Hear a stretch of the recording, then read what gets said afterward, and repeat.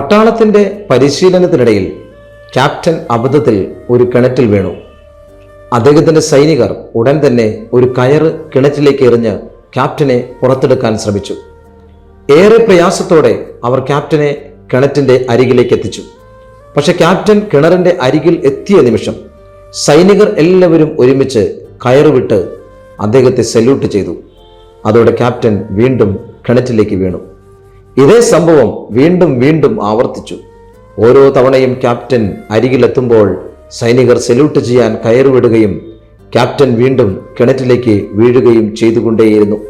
ഇങ്ങനെ 5 തവണ സംഭവിച്ച ശേഷം സൈനികർ നിരാശരായി. അവസാനം അവർ അവരുടെ മേജറുടെ സഹായം തേടി. മേജർ സ്ഥലത്തെത്തി കയറ് കിണറ്റിലേക്ക് എറിഞ്ഞ് ക്യാപ്റ്റനെ പുറത്തെടുക്കാൻ ശ്രമിച്ചു. സൈനികർ വീണ്ടും ക്യാപ്റ്റനെ കിണറിന്റെ അരികിലേക്ക് എത്തിച്ചു. മേജറെ കണ്ട നിമിഷം ക്യാപ്റ്റൻ കയറിൽ നിന്നും പിടിവിട്ട് മേജറെ സല്യൂട്ട് ചെയ്തു. അതോടെ അയാൾ വീണ്ടും കിണറ്റിലേക്ക് വീണു.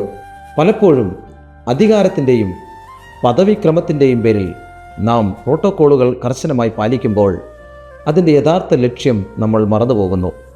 ചിലപ്പോൾ ഒരു ദൗത്യത്തെ വിജയകരമായി പൂർത്തിയാക്കുന്നതിനേക്കാൾ അധികാരത്തെ ആദരിക്കുന്നതിലേക്കാണ് നമ്മുടെ ശ്രദ്ധ മാറുന്നത്. അതിനാൽ അധികാരത്തെയും പ്രോട്ടോക്കോളിനെയും ആദരിക്കുമ്പോഴും അതിൻ്റെ പിന്നിലെ ലക്ഷ്യവും ഉത്തരവാദിത്തവും മറക്കാതിരിക്കുക. വരൂ, ക്രൂശിതനോടൊപ്പം നമുക്കും യാത്ര പോകാം.